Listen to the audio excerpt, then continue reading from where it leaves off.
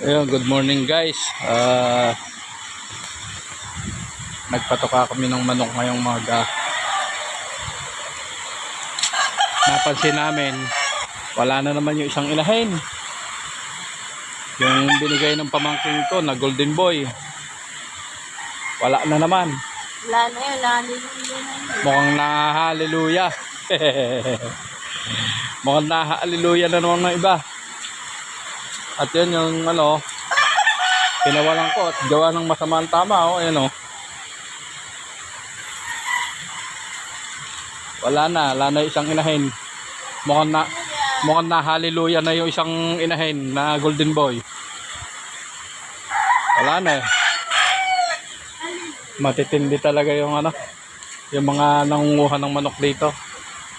Hindi madali-dali. So yun lang guys. Sinabi ko lang na nawala yung isang inahin namin. Kasi baka mamaya hanapin ng pamangkin ko.